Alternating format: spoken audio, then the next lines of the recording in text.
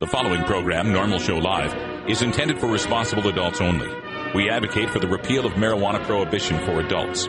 We discuss the science, culture, and controversy about America's marijuana laws. We do not advocate or encourage any illegal activity and advise all listeners to learn their state and federal marijuana laws by visiting NORML.org, NORML.org. Opinions and claims made by guests and advertisers of Normal Show Live are their own and do not necessarily reflect the philosophy and policies of Normal. Listener discretion is advised.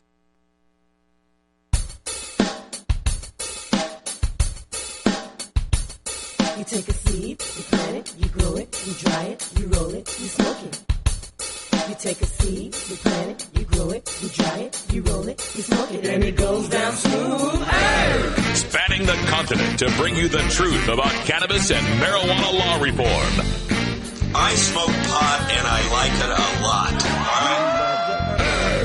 From the promise of legalization. And I think we need to rethink and decriminalize our marijuana laws. To the agony of prohibition. One major responsibility is to encourage people to use less drugs. The National Organization for the Reform of Marijuana Laws presents Normal Show Live, Marijuana Nation.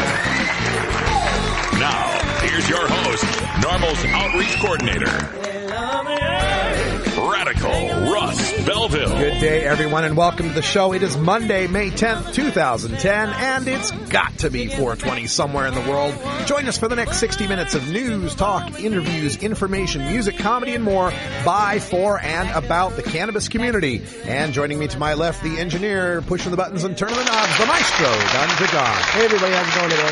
Oh, I had a good weekend, John, up there at the spring gathering. I lived vicariously through you. It was a lot of fun. We streamed it at live.normal.org. You got to see some of the panels, some of the concerts, some of the walking around. I hope you all enjoyed that. We've got a few clips from that today, too, that we'll be playing a little bit later. But before we do, let's welcome my co-host, my good friend and half-sister, Cannabis Carrie. Oh, my goodness, we don't have Carrie on the line for some reason. Well, we'll have to get back to Carrie in just a second. But in the meantime, let me get to these clips here. We had some great clips. Of course, it was the Be Real and Tommy Chong spring gathering. Of course, Be Real was going by his alter ego of Dr. Green Thumb. And we got a few clips here. I think a really important clip from Tommy Chong. This is Tommy at a panel. They had a musicians panel and featured Be Real, Tommy Chong, Rory from Revolution, I forget the guy's name from Fishbone, but one of the guys from Fishbone. Really good panel. Let's start first with Tommy Chong explaining why marijuana isn't legal yet. But, you know, the reason it's not legal is because people like us don't take voting and shit like that serious enough. You know, I mean, it's not legal because of us, really. You know, we trivialized it, and then when one of our partners gets busted or something, they say, "Oh well, too bad." So that's what this event is bringing us together and becoming a force, you know, that political force, a voting force. And once you become a force where people's asses gets them elected or gets them kicked out of office, then you have a voice. And that's the only way we're going to get a voice is to vote this shit legal and then conquer the rest of the world. He's absolutely right. And I'm hoping we can get Carrie back on the line here. I forgot to plug her in. Carrie, are you there? I am here, Radical Russ and Ganja John. I was worried for a minute. You can hear me, right? Yeah. It was something I've learned in my many years working in IT, that these things work so much better when the cords are plugged in. Carrie brings us our hemp headlines right after our first break. So, Carrie, what's in the news today? Well, in honor of Mother's Day yesterday, we're going to talk about moms who are joining the fight for cannabis legalization. We're also going to look at some domestic terrorism against some dispensaries in the country. And most of the stashers already know this news, but we are going to go over the story of Mark Emery out of Canada. There's been some movement in the case. Yeah, some sad news to report on the Mark Emery situation. We'll get to that right after our first break. And before we take the break, one more clip here from our spring gathering. This was a really good one. By the way, I want to give big thanks to Be Real out there for putting on such a great show. And also, Be Real gave a shout out to Normal Show Live. It was really cool. He saw me there with the laptop filming, and he points out and he goes, hey, I know you. Aren't you that guy with the Stickum show? I'm like, yeah. My head exploded when he said that. I know, it was beautiful. I was trying to find that clip in the recording before we went on air today, but I couldn't find it. But we'll get that for tomorrow. In the meantime, this next clip, this is Be Real and Tommy Chong talking about what we need to do once we do get it legalized. This is a perfect platform to show people the support that this movement actually has. You know, this is a new event for us, and look at how many people showed up and to come see this panel and to hear what the hell is being said about legalization in medical marijuana. Strength in numbers. Yeah, you know, strength in numbers, and that's what this is to join all these like-minded people that believe in this cause. And who better to have up here, you know, doing it, man? Tommy Chong, goddamn. You know, he served time as an example. I was thinking, too, you know, they got the Republican, or the far right has the teabaggers. Yeah. So we should create our own, or how about weed baggers? Weed baggers. We belong to the weed bagger party. The weed bagger party. And we believe in giving love and a bag of weed to all our neighbors. That has to be a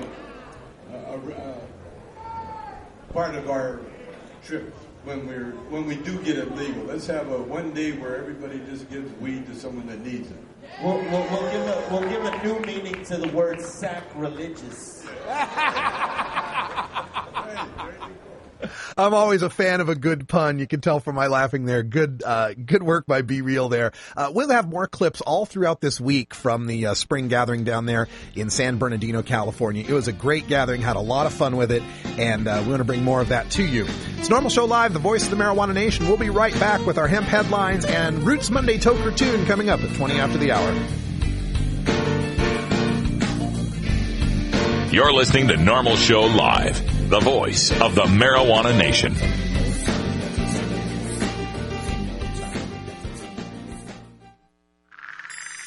Hello, I'm Paul Stanford from the Hemp and Cannabis Foundation, or THCF. Medical marijuana is legal in 14 states today, and THCF has clinics in 10 of those states. Our doctors help qualified patients obtain an authorization for medical marijuana in their state. Patients are eligible for medical marijuana with a history of either severe chronic pain and or nausea, cancer, AIDS or HIV, hepatitis, glaucoma, seizure disorders like epilepsy, chronic muscle spasms such as multiple sclerosis or asthma, neurodegenerative diseases such as Alzheimer's, and gastrointestinal disorders like IBS or Crohn's disease. If you or someone you know has one of these conditions, our doctors will help you obtain a permit for medical marijuana. THCF Clinics has offices in Washington State, Oregon, California, Colorado, Hawaii, Nevada, Michigan, New Mexico, and Rhode Island. Call 1-800-723-0188 or go to the web at hemp.org or call 1-800-723-0188.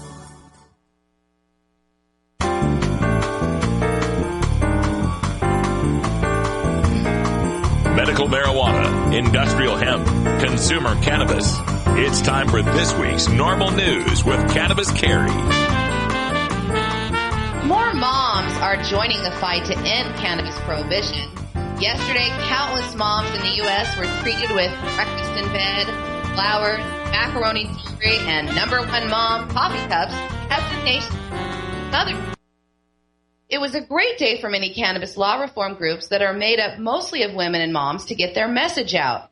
More and more pro-cannabis groups are looking toward women as the key to ending prohibition. Women were instrumental in repealing alcohol prohibition, and the success of groups such as Mothers Against Drunk Drivers that put numerous drunk driving laws on the books make women, and mothers in particular, a strong ally against cannabis prohibition. Sabrina Fendrick, the head of NORML's Women's Alliance, says that mothers who support legalization aren't quite willing to come out and say it publicly for fear of being labeled a bad mom, or worse, having their children taken away for their political opinions. The group's Moms for Marijuana was started by a young mother of two in Boise, Idaho. Sarah Frank, the now 27-year-old, started the group in 2005 and says that although they don't have a formal membership, their website has had over 12,000 different visitors. She said that your mother is your very first teacher and who you turn to for direction in life. Many activists say that it is easier to attend a public protest rally or lobby lawmakers than to tell their mother that they enjoy smoking marijuana. The new women's groups are trying to combat that. Denver-based group Safer Alternative for Enjoyable Recreation started a women's group, the Women's Marijuana Movement, this year, and they distributed the book, Marijuana is Safer, So Why Are We Driving People to Drink?, to all female legislators as a Mother's Day gift this week, and had a news conference at the Capitol in Denver with speakers such as Safer's Executive Director Mason Tvert's mom, who said a few words.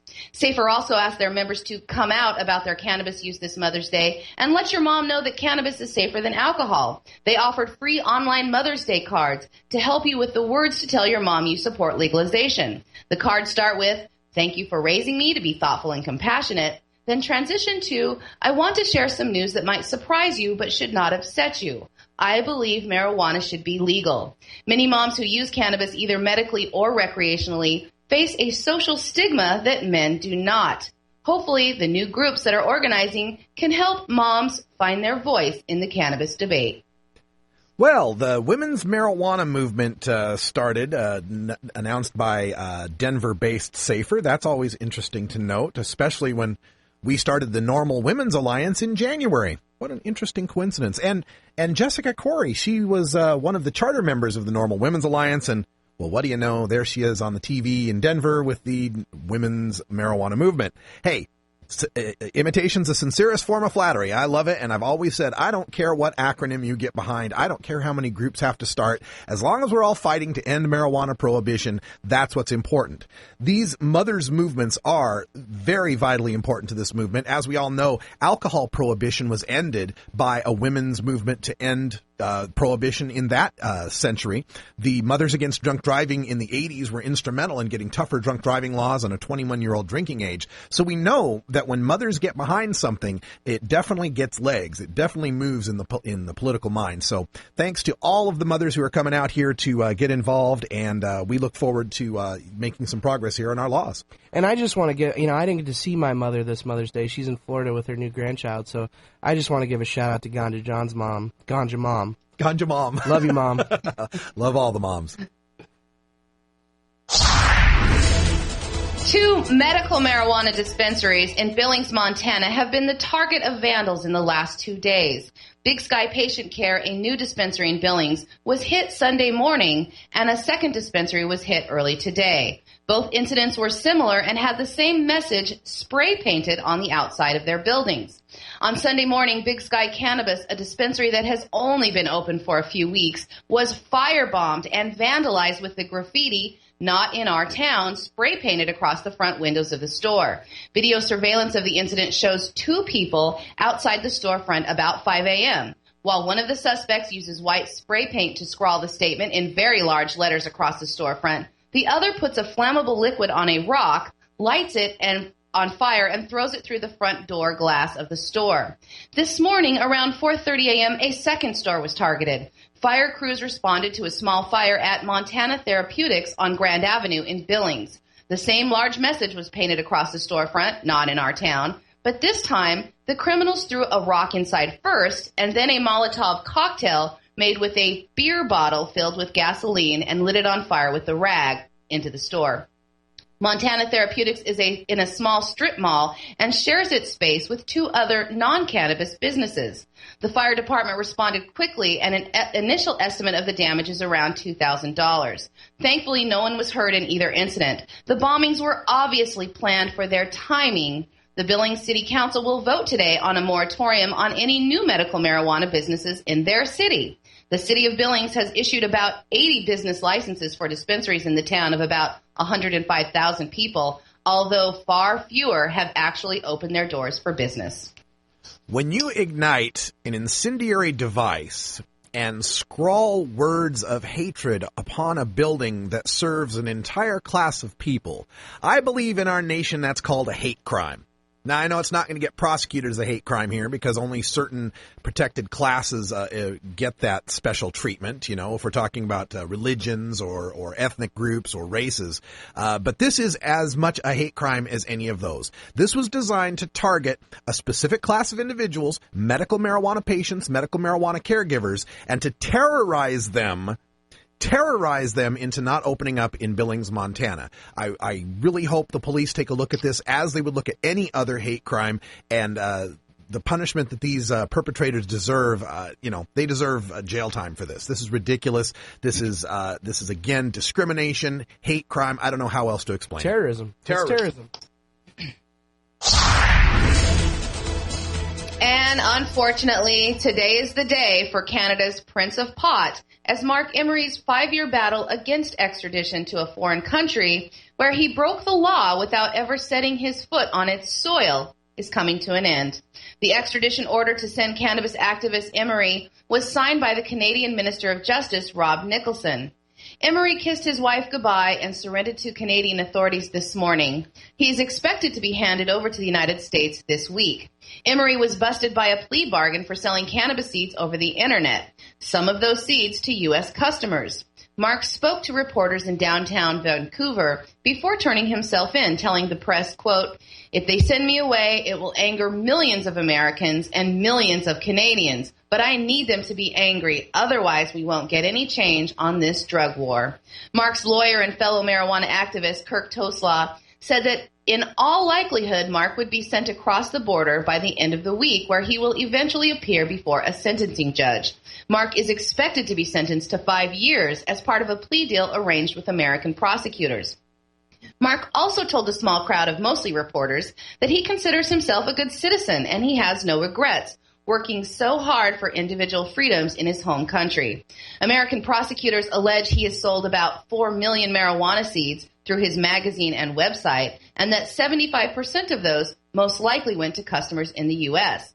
Documents obtained by Mr. Emery's lawyer reveal that a U.S. undercover agent, posing as a marijuana seed buyer, worked in Canada to secure the criminal charges filed against Emery in Washington state. We now know that the agent was told by a store employee of Mark's how to smuggle seeds across the border to the U.S. According to documents obtained by Toslaw under the Federal Access to Information Act, it is alleged that the store employee told the agent that border inspectors do not conduct strip searches of females, so she should hide the seed somewhere on her body. The memo stated, the documents say that the DEA agent made several deals to purchase marijuana seeds in exchange for cash, and that Mr. Emery knew she was going to smuggle the seeds over the border. He was originally charged with conspiracy to manufacture and distribute marijuana and money laundering. 2 of his cannabis culture employees were also accused, but the charges were dropped as part of the plea agreement. The minister memo states that the federal government has received more than 2,700 letters about Mr. Emery, and virtually all of them ask that Mr. Nicholson refuse to extradite him. If he is extradited to the United States, Mr. Emery hopes that he'll be allowed to return to Canada to serve out his jail sentence. Aw, what a good widow, Canada. Do what we tell you, good widow, Canada. Thanks for being our pals, good widow, Canada. I'm so pissed off right now at the Canadian government for allowing this breach of their sovereignty to take place, okay? For what Mark Emery is charged with here in the United States, in Canada, he would be subject to at most a fine, maybe a month. In supervision, in custody, something like that. But here in America, he's going to spend 5 years. And not because the we here in America were going to get him as it was. The reason he made that plea deal is because we threatened taking down his partners and friends. And rather than see them take the fall, he's taken the fall for them. This is obscene. He's being charged here as some sort of major drug kingpin for selling seeds to people that wanted to buy the seeds, okay? This is ridiculous. And again, to come here into America and to be treated in American prisons, which are we know what they're like here in America, this is just a shame. But Mark's got a point in that people need to be angry, and he's martyring himself here for the cause, although that's not the perfect word because martyr means to die, but you get my point, right? He's standing up for the cause here, putting his own freedom on the line so that the rest of us will get angry enough to vote, angry enough to stop this insane marijuana prohibition that has countries giving up their sovereignty to the United States because we tell them what to do with respect to marijuana. All the way back to the 61 UN Convention Treaty, we have been bullying the rest of the world to follow our idiotic drug laws with respect to cannabis especially, and Mark is the victim of this. This is insane. This needs to stop, and we will keep you informed about what's going on here. Contact the Canadian Justice Ministry. We will have all sorts of phone numbers and websites and email addresses and physical addresses for you to mail. We will put all of that up on our blog at stash.normal.org so you can get in touch with these Canadian authorities. Tell them to uphold Canadian sovereignty. Tell them to not extradite Mark Emery. Okay, folks, time to get back to the happy place. It is that special time of day when we all do what we like to do. So roll yourself a fatty. We'll be right back after this, coming up with your Roots Monday Toker Tune. It's 20 after the hour, and we have to take a short break, if you know what I mean. Please support these sponsors who support NORML Show Live. Oh, have you ever met that funny reefer man? A reefer man. Have you ever met that funny reefer man? Reefer man. If he said he swam to China, he would say to South Carolina. Then you know you're talking to that reefer man.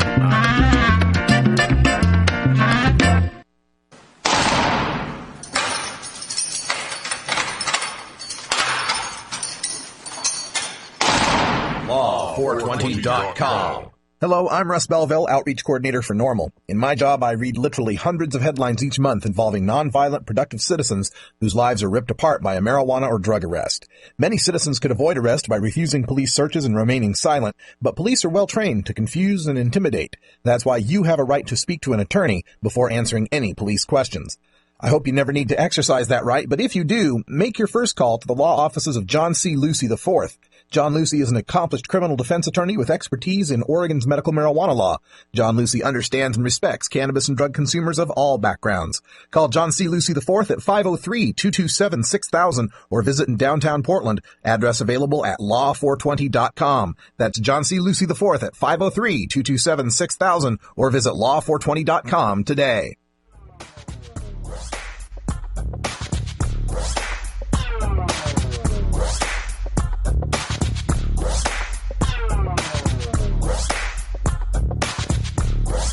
Cannabinoids and health. Cannabinoids.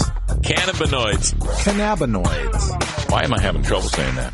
Cannabinoids. Jeez. Cannabinoids.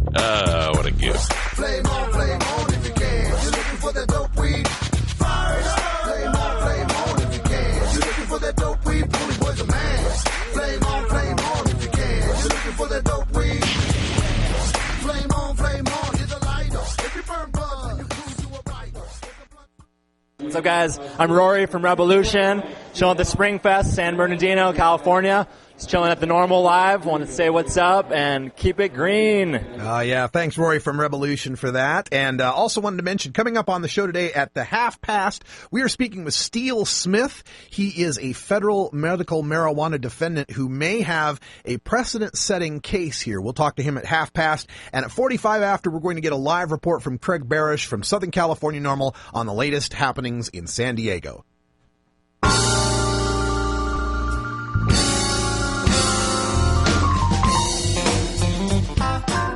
It's time for your Daily Toker Tunes, the best in 420-friendly music from all genres that uplifts, entertains, and informs the public. Our pod-safe music is donated by freedom-loving musicians who support our goal of ending adult marijuana prohibition. Today we bring you tunes for Roots Monday, our celebration of the music that evolved into the popular modern music of today. We pick the best of blues, country, folk, and jazz with a 420 feel and serve it up for you every Monday. Brought to you by PlanetFantastic.com and Bella Blue Tie-Dye Fashions. If you'd like to submit your song to be played on NORML Show Live, send it to us at stash@normal.org. Now, here's some great independent marijuana music for today's Daily Toker Tunes. All right, we join back up with Cannabis Carrie up in Astoria, Oregon. And Carrie, today after the show, I'm re-recording all those song intros. So we'll fix that website. It's cannabisfantastic.com. Tell us what we got for a tune today. Well, I hope we have Smoke Ring Days. We do. And there's... Oh, excellent, Ganja John. Okay, their song is called Transcendental Daisies. It's a really nice instrumental, folky, acoustic-sounding music, and I just love it. The group Smoke Ring Days was first formed in 1993. It's the product of the repairing of musicians Rick Apedio and Cindy Kiesner-Posner, who have worked together previously as another group that was popular, the Barbarian Lovers. Now, the creative collaborators have been busy composing and recording. They're actually working on 2 projects simultaneously here in 2010. They've got this group, Smoke Ring Days, and they also have another group called Spice House, which is more sort of trippy, transcendental grooves. But today's tune is an acoustic-driven guitar mute music that delivers a nice melody, some easy hand drums, and it's the kind of jam session music you might have in your own living room if you happen to be really good musicians. You can check out some samples of their music, of both the Spice House and the Smoke Ring Days on their website, smokeringdays.com. And I forgot how to put a download link up there, but I will get that fixed today. So if you like this song, you can download it. In the meantime, just visit their website and check them out. All right, this is Smoke Ring Days with Transcendental Daisies. We'll have the links up there at about 3 p.m. Pacific time, and you'll be able to download this tune. Enjoy your Roots Monday.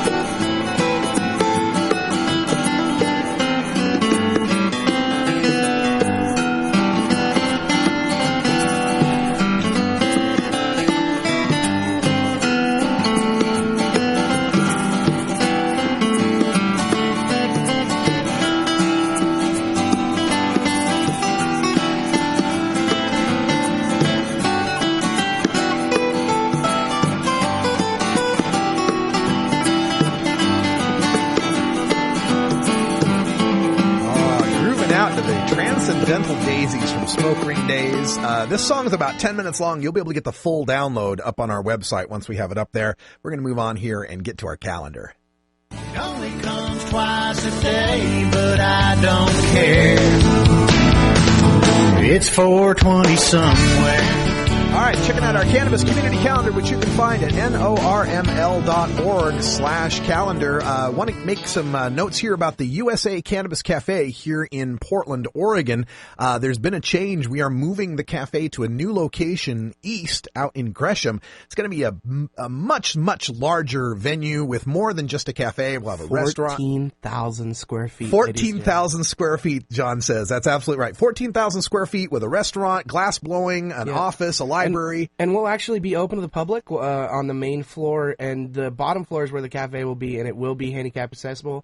That's as much as I know about it. Yeah. So, we will keep you posted about the reopening of the Cannabis Cafe.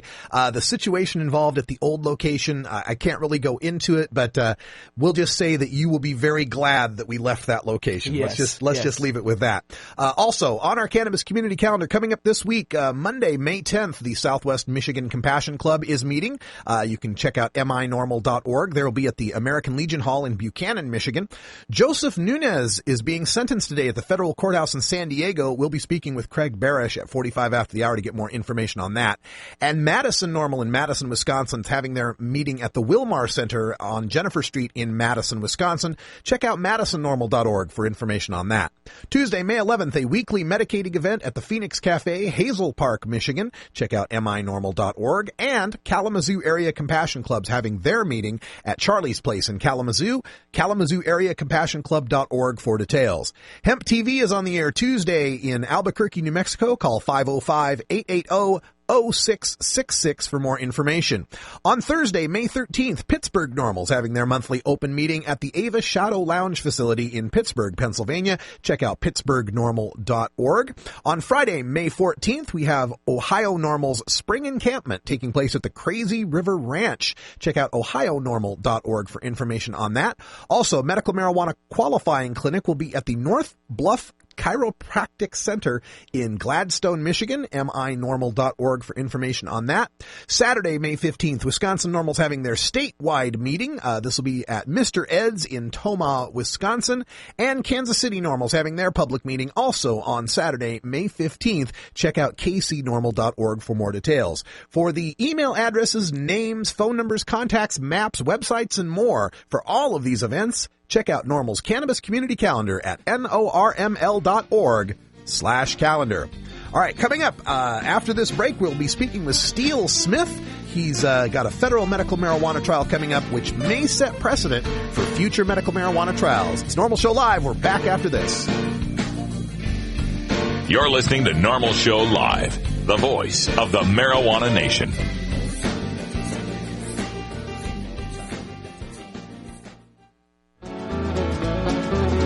Almost busted in Laredo, but for reasons that I'd rather not disclose. I smoke pot, and I like it a lot. Hi, this is Willie Nelson. I learned a long time ago that marijuana is a lot safer to use than alcohol. There's absolutely nothing wrong with the responsible use of marijuana by adults. It's time we stopped arresting and started respecting responsible marijuana smokers in America. And to learn what you can do to help, please contact NORML at www.norml.org or call toll-free at 888-67-NORML. The show was long and we were just sitting there, and we'd come to play and not just for the ride.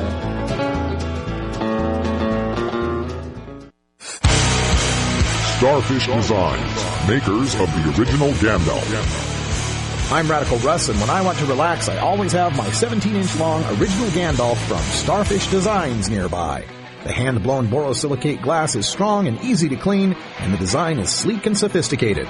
Starfish Designs are available from Bend, Oregon at a glass retailer near you. For locations, call 541-788-GLASS. That's 541-788-4527.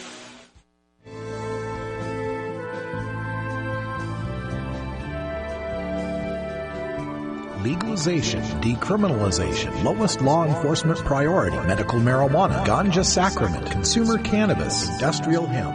The world of marijuana law reform involves many different aspects of cannabis that intersect nearly every public policy discussion in America, including healthcare, the economy, global climate change, law enforcement and prisons, immigration, religion, free speech, energy policy, and war.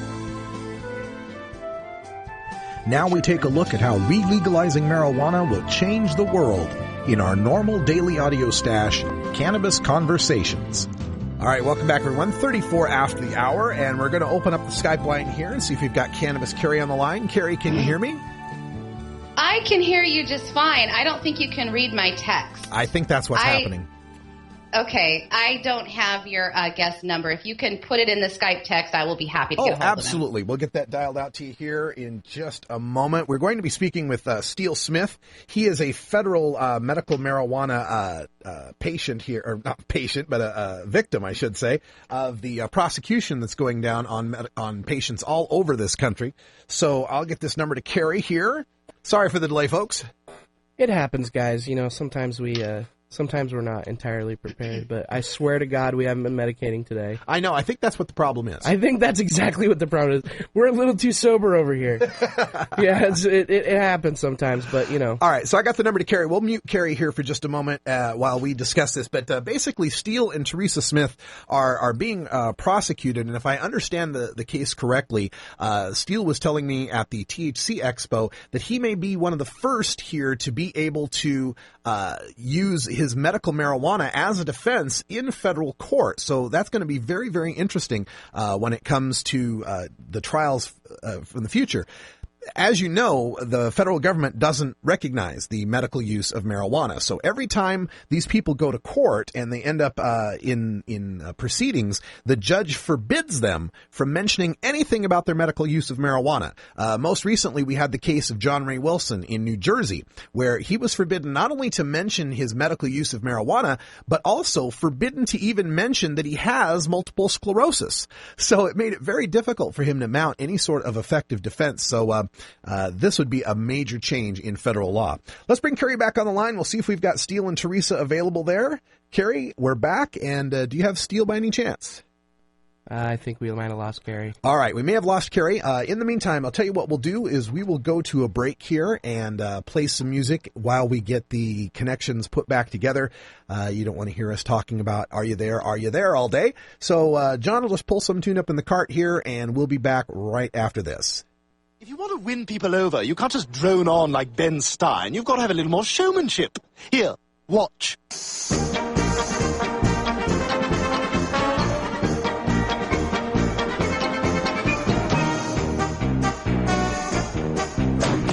Now everybody gather round and listen if you would. When I tell you every person needs a way of feeling good. Every kitty needs a ball of string and every dog a stick. But all you need is a bag of weed to really get a kick. 1, 2, 3, 4, 5, 6, 7, 8. A bag of weed, oh everything is better with a bag of weed. It's the only help that you'll ever need because everything is better with a bag of weed. There you go, you're all getting it now. When Texas people want to feel good, they go assault a queer. When stupid people need a thrill, they rent the Rocketeer. When Michael Jackson needs a rush, he humps a guy like me. Okay, coming back here, and we go back to our Skype line with Cannabis Carrie. I hope everything's worked out. Can you hear me now, Carrie? Carrie is not hearing me. Oh, our call is disconnected. What do you know? Oh, the fun here with Skype. All right, we'll bring Carrie back on the line here, or maybe Carrie can call me. Oh, we're see ringing. What we can do.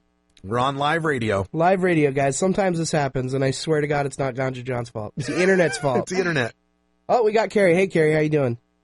I am here, but now we probably have Steele Smith on another line. So let me try to add him one more time. Yeah, let's just go ahead and do it live. We're going to do it live. We're going to do it live. Okay, hopefully he's not waiting and his line will be busy. We'll find out together. This is really fun. Yeah, we're going to be like Bill O'Reilly here. We're going to do it live. We're doing it live. I think he is listening in the background. So, Mr. Smith, if you're listening, go ahead and hang up, and I'm going to call you right now. Also coming up here, we hope, after this, we will go out to Southern California NORML and speak with Craig Barra. She'll have some more information on what's going on in the trials down in that area as well. You remember the May 10th, 2010 NORML Show Live? It was a bust. Yeah, it happens sometimes, folks. We are trying our best here. Yeah. Sorry about this, guys. Technical difficulties. Tell you what, while we're waiting, I've got another clip from the spring gathering. We have one from Fishbone. From Fishbone. Let's hear that one. Fishbone pulled up to here. We pulled up today in the van, and I walked out of the building, walked through the big building over, and I walked outside. And I'm walking over by the lake, and I just see everybody casually smoking weed like it's all right. Like it's supposed to be like that. Because it is all right. Like you ain't got to worry about no police coming and asking you what you smoking or what are you doing here or let me see your driver's license. See, that's how they do it in Amsterdam. Everybody just out there chilling. Ain't nobody stressing. You go buy your weed at the shop, you go kick it, smoke your weed, walk the street, do whatever you want to, and you don't even get messed with. That was a great quote from Fishbone. He also had a poem that he read. We'll get that whole poem out for you. It was a great eventually. poem, actually. Yeah. I really enjoyed it. I've been a fan of Fishbone for a long time. Fishbone always breaking the mold, man. Oh, yeah. Loving Fishbone. Yeah. All right, so we'll go back out to the Skype line one more time. We'll see if we can get Cannabis Carry out there. Just not He getting was him. there. Oh, there we go. Wait, I think that's Hello. it. Hey, Mr. Steele. Smith, can you hear? Hey, how are you? Excellent. Okay, you guys take it away. Oh, Steele Smith is joining us here from California. And Steele, we had some technical difficulties getting you on the line, so I apologize for that. But welcome to Normal Show Live. No worries, Russ. You're looking great today. Thank you for calling. Thank you. That's the way live radio goes. I was talking to the listeners here a little bit, and I was trying to recount what you had told me at THC Expose about your case being possibly a precedent center for federal medical marijuana cases. Give our listeners the background on why that is the case. Well, Russ, this case is unique and first in U.S. history where a federal judge is being allowing the defendants to testify at trial a medical marijuana defense. This is not a legal defense. It is testimony by us, those four who were indicted, as to what we were doing, why we were doing it, and how we were compliant with state law. Wow. So you actually get to testify to your medical use. We don't know how that will affect the federal court's decisions, but in the past, we talked about John Ray Wilson not even being able to mention that he had multiple sclerosis. So this is a huge change. It really is, and we feel very fortunate because our judge is willing to step out on a limb a bit and allow us to present this medical testimony because considering the laws that they are and considering Obama's recent words, we just feel that this judge is doing the right thing. I mean, at the end of the day, this judge doesn't have to do this, but it wouldn't be right if we were gagged from speaking to our jury as to why we were doing and how we were doing, cultivating our medicine. And the other thing to keep in mind that's important about our case is that most of the federal cases prior to us are multiple count indictments, which mean that there's not just one charge, there's multiple charges. In fact, many of the cases are in the 10s, 20s, 30s, 40 charges. These charges range the span from money laundering to tax evasion to weapons possession to possession to distribution. All the charges that go on the side of the business that are the collective side of the business. The cultivation side of the business is typically just one or two counts, which would be cultivation or conspiracy to cultivate. Yeah. So if you look at government charges in two ways, there's the distribution side and the cultivation side. And because we were duly organized as a 501c3 and paying taxes and had all the city and state business licenses, we were not charged with the distribution part because then the government would have to state that we were in compliant as a collective, which would get into the grounds of why we were doing what we were doing. I see. So it's kind of interesting that we weren't charged with the distribution side because the government doesn't want to say they were distributing, but they were distributing legally under state law. Right. So they just failed to charge us with those. Now, leaving it with just the cultivation, well, the judge is allowing us to present a medical defense as to our cultivation so that we can counter the government's claims that we're drug dealers, we're drug cultivators, we were cultivating a large amount, and that makes us a public enemy number one sort of thing. They were even talking about RICO charges with this, and that's just completely wrong because there's nothing criminal about this. Yes, we're organized, but we're we're not criminals. We're organized under state law. And this really is a 10th Amendment issue about states' rights. Right. And this all comes down to your creation and running a dispensary or a collective down there in California, according to state law you're mentioning. And what are you facing as far as what the punishment would be if they found you guilty on these charges? Russ, my wife, myself, and 2 other people. Remember, the other 2 people are a 21-year-old kid, 21-year-old at the time. He's 23 now, who has elephant man's disease. And he has a very rare form of an already rare disease contained only in his head. And for the 21 years of his life, he's had 23 surgeries to remove the bone spurs from his skull. And these surgeries are beyond people's imagination. He has his entire lid cut, his face pulled down below his chin, and then the surgeon takes a hammer with a chisel to chisel these bone spurs off of his skull, put his face back on, sew him back up. Of course, he doesn't have any hair because it's been destroyed. Sure. And now at 21 years old, he's a good-looking kid, but he's disfigured to the point that 21 or 23 surgeries have taken their effect. Yeah. So he's had a rough time, and he's going to need these for the rest of his life. He's the third. The fourth is Dennis Lalonde. Dennis was a friend of a friend who was unfortunately homeless at the time. Because my wife and I had an extra room, we gave Dennis a place to stay for a little while. This was in October. We got indicted in November. We were headed into December. At that time of the year, back in 2007, it was raining in October. Dennis was in the street, in the rain, cold, windy. He needed a place to stay, so we helped him out. Dennis had nothing to do with this. Dennis knew very little about what was going on. So those are your 4 people. My wife and I, Alex Valentine and Dennis Lalonde, are each facing 10 years. My God. So this is... Not 1, not 3, not 5, 10 years. Right. So this is Bonnie Dumanis down there in San Diego. These people that are going against a guy with elephant man's disease, a homeless guy, and 2 people trying to provide shelter and comfort to these people. It's just insane when you break it down that way. It's so hard to believe. How are you holding up through this, you and your wife? What toll has this taken on your personal lives? Russ, I can answer that question, and if I could just kind of step sideways on that one for a second, because that'll probably draw some tears just even talking about it. It's so bad. But you mentioned that Bonnie Dumanis down in San Diego. We're not a San Diego case, just to clarify. I know you guys have a lot of different, no problem. Tons of cases. We're in Orange County. Okay. Yes, sir. We're in Orange County, and if I could just give a quick background on how we found federal indictment. Yeah.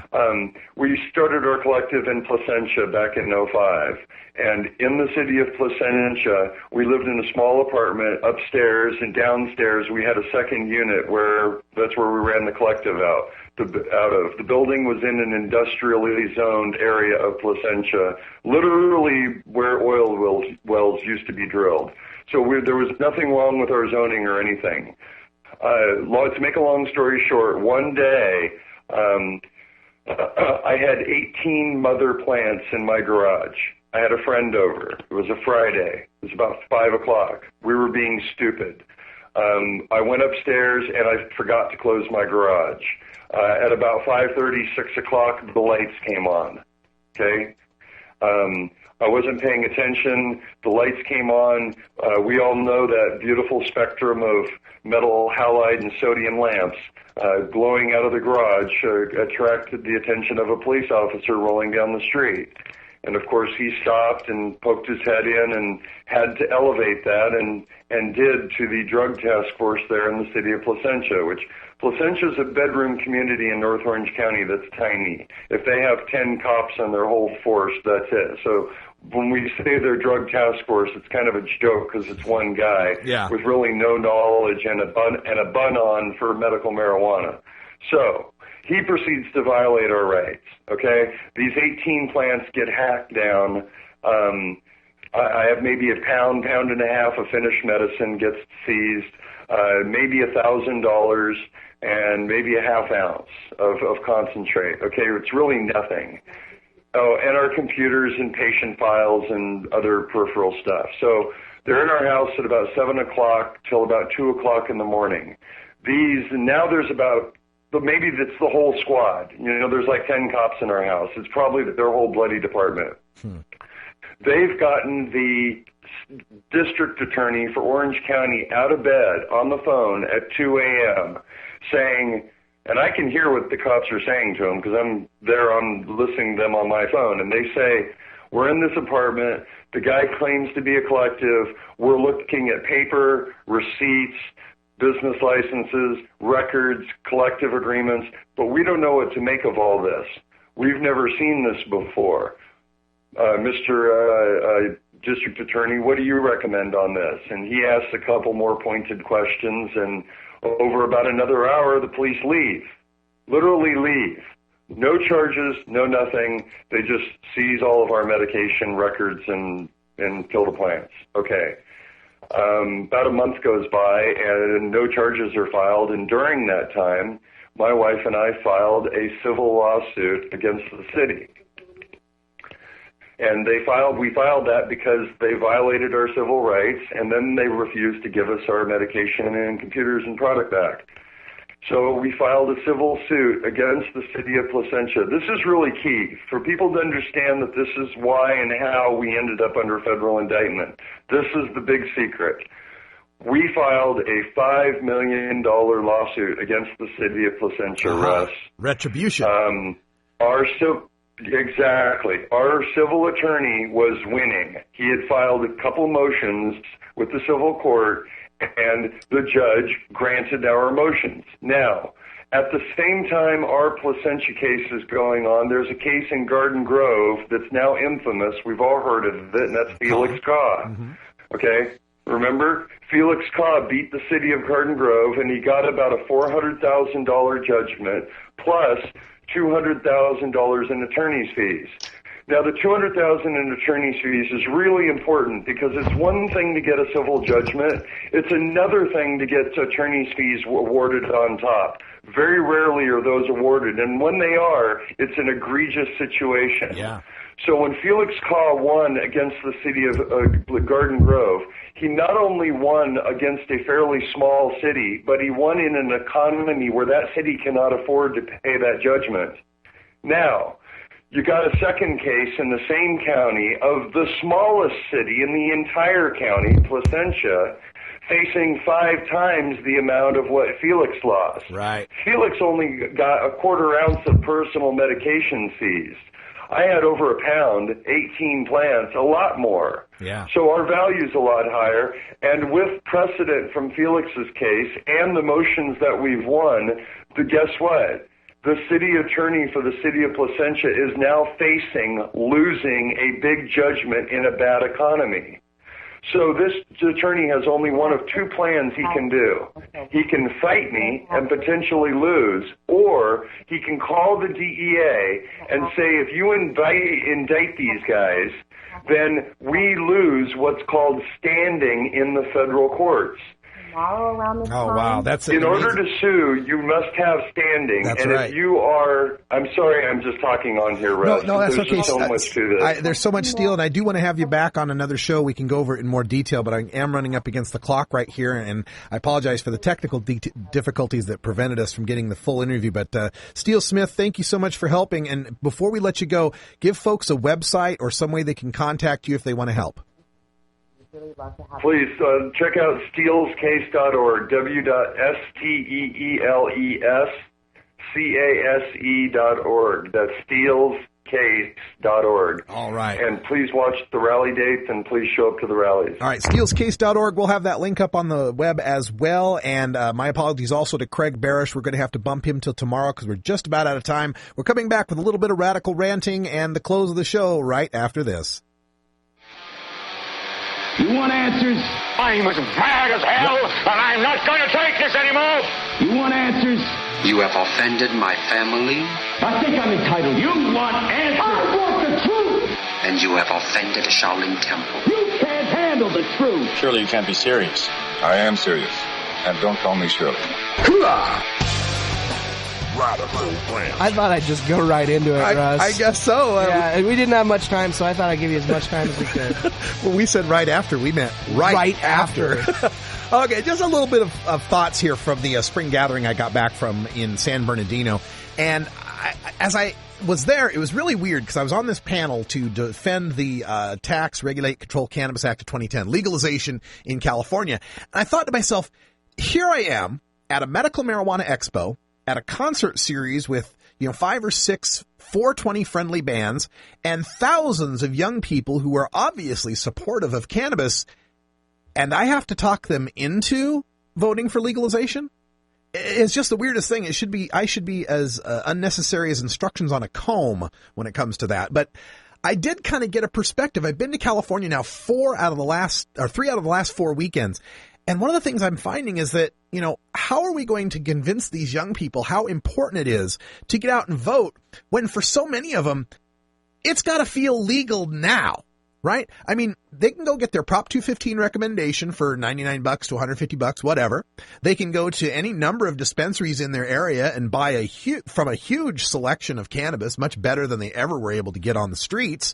And at this concert that I was just at, there were people everywhere, smoking, sitting underneath the tree, sitting, against the building, whatever, just openly smoking pot and not having any problems. So how exactly is it that we convince these young folks that it's in their prerogative here, it's in their best interest to get up on a Tuesday, fight LA traffic, head to some polling place, wade through all the dog catcher and water bureau, races to find that legalization when they could spend that same time just going out to the dispensary, getting some weed and smoking up.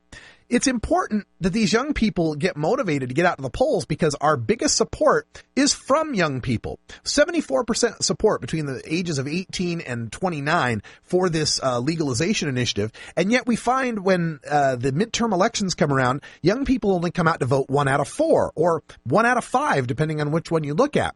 If young people do not come out for this is going to fail. So I'm giving a shout out right now to anyone between the ages of 18 and 25 in the state of California. Register to vote. And not only register to vote, but learn how you can vote absentee. In California, you can register to vote absentee, which means you can fill out your ballot and you can mail it in. The sensible way to vote, like we do here in Oregon. You can mail it in and not have to worry about fighting traffic in LA. For more information on all of this, check out taxcannabis2010.org. They've got information up there on how to register absentee so that you can get your ballot heard, get your voice heard, because young people, it's up to you. How many years have I been talking about this and heard young people say, man, they should just legalize it. When are they going to legalize it? When are they going to come and legalize it? When's NORML going to legalize it? When are you going to legalize it? It's on the ballot now. You can legalize it. And not just for California. You may think you have it good in California. In fact, you do have it good in California.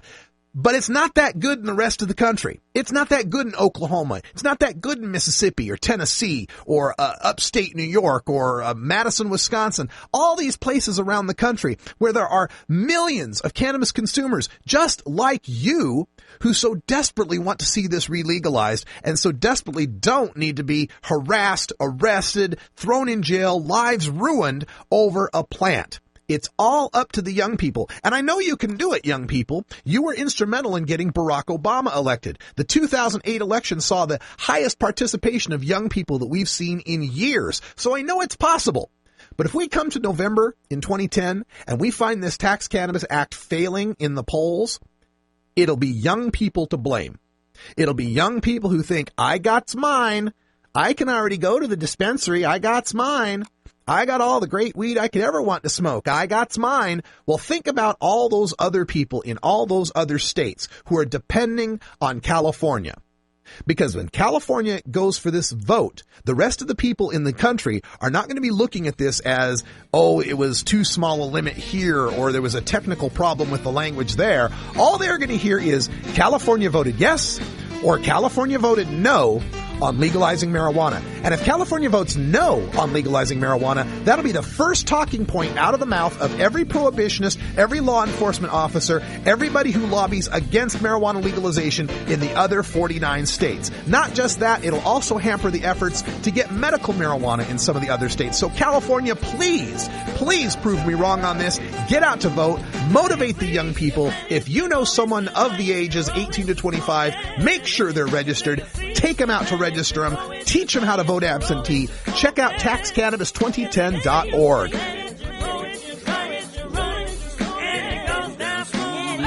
I'm Radical Russ for Ganja John and Cannabis Carrie and everyone here at NORML.org. Thanks for joining us here for NORML Show Live. Replays at 3, 5, 7, and 9. And until next time, take care of each other, tokers. This is NORML Show Live, the voice of the marijuana nation. Take it out one more time. You take a seed, you plant it, you grow it, you dry it, you roll it, you smoke it. You take a seed, you plant it.